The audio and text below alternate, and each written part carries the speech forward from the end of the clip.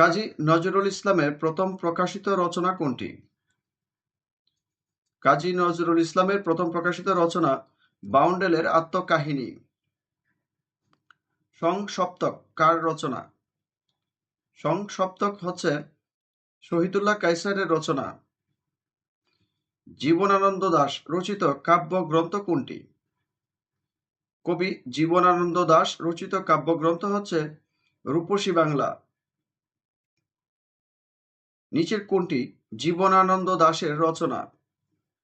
এই চারটির মধ্যে কবি জীবনানন্দ দাশের রচনা হচ্ছে রূপসী বাংলা। রূপাই জসীমউদ্দীনের কোন কাব্যগ্রন্থের চরিত্র? রূপাই পল্লীকবি জসীমউদ্দীনের নকশিকাঁথার মাঠ কাব্যগ্রন্থের চরিত্র। কবি জসীমউদ্দীনের জীবনকাল কোনটি?